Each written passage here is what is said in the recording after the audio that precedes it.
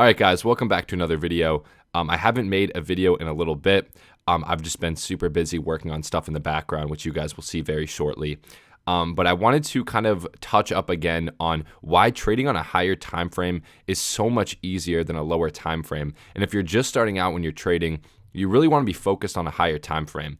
Now, I am not a Forex trader or consider myself a Forex trader by any means. But these are just a few setups that I've actually posted in the Discord. And these are trades that anyone can take.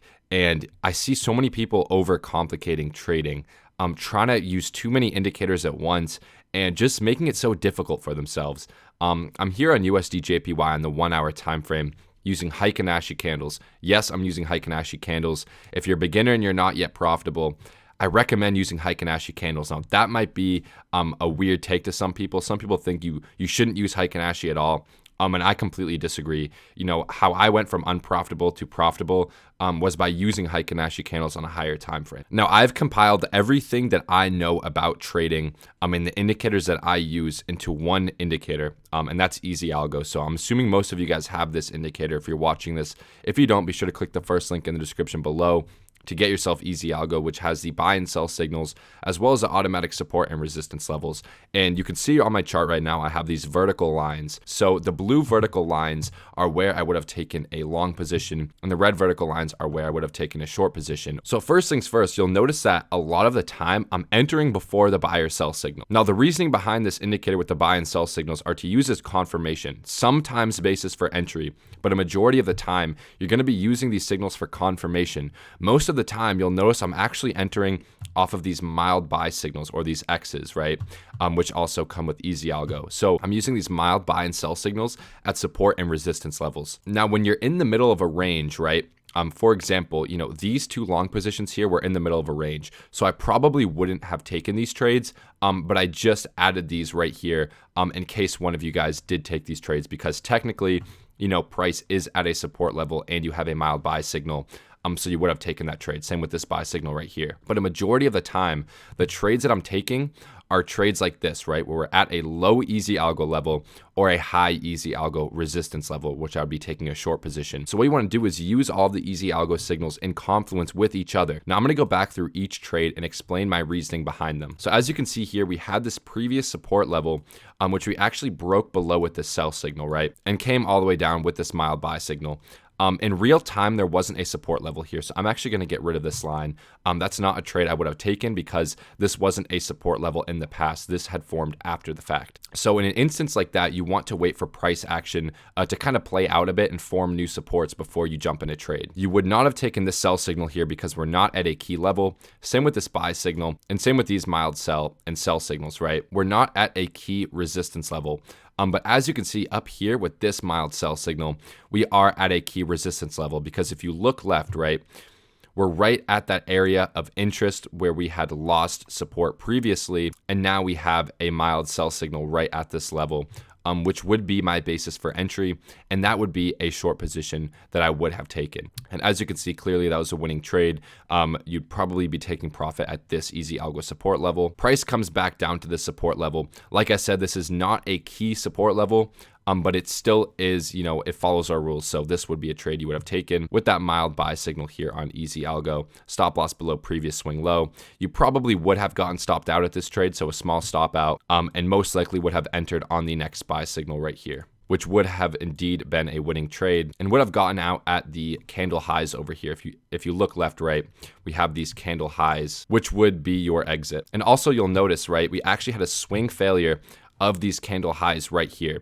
So you could have taken a short position right here as well for the most optimal entry, a swing failure of those highs. But assuming you know nothing about price action or swing failures, you can literally just follow the EzAlgo signals, right? We have some reversal signals up here at a key resistance level with a mild sell signal. So that is the trade that you're going to take. And we have a sell signal that follows closely after for confirmation. First, take profit at this support level. Second, take profit at this support level, and probably your third, take profit down here. So we actually hit our second take profit, you know, a 7 risk to reward ratio. And we come down to a support level down here, right? And we have a mild buy signal and a buy signal in the same candle. This would be a trade I would personally take. Now, this was a stop out trade, right? So you're not going to win every single trade, but you'll notice that a majority of the time, the risk to reward on these trades are so huge that even if you lose, let's say 50 pips one trade, you can easily make 200-300 pips the next trade, so it's not a big deal. Followed by an EzAlgo sell signal, which we're not going to take because we're not at a key resistance level. We're actually still at support, and actually had a swing failure of this low candle wick right here. And we have a mild buy signal right here, which could have been your basis for entry. Personally, I would have entered on this mild buy signal, taking profit at these candle highs right here. Not going to take this mild sell signal because we're not at this high resistance level yet, but we come up to this resistance level with some EzAlgo reversal signals. It's also a swing failure of this candle high over here, and we have that mild sell signal on EzAlgo. And this is a setup I just posted in the Discord. Your take profit one would probably be around here, second take profit down here, and maybe your third take profit all the way down here. So just wanted to show you some examples of real trades that you should be taking, right? If you're trading Forex, this is a strategy I'd recommend, and you're not sitting in front of your computer all day. You're tracking a few pairs and waiting for the most optimal setup. You can see you would have had maybe 5 or 6, probably even more than that, to be honest, in the past, week and a half, 2 weeks or so. And this is on a 1-hour time frame. So this notion that you have to be constantly in and out of the market within the same day is absolutely ludicrous. It's not true. And for a majority of traders out there, I'd say 99% plus, get off the 5-15 minute and go to a higher time frame and use all of these signals in confluence with each other, right? Don't just rely on the support and resistance levels. Don't just rely on the buy and sell signals. To become as profitable as possible, you want to use all of these together, and you will see some incredible gains, guys. I promise you. And you can go and back test this yourself, obviously. If you want to use regular candles, you can, right? Same thing applies, right? We had that mild sell signal here on the Japanese candles. Same thing, some reversal signals, which would be your basis for entry. And you can go back and see it works just as well on the Japanese candles. But here are some real examples of how you can trade with EzAlgo. I hope this video kind of clears things up. In reality, this is all it is, and this is how I've managed to become a profitable trader. Granted, I use some other indicators as well, or trading view tools such as the golden pocket, higher time frame support and resistance, swing failure patterns, etc., etc.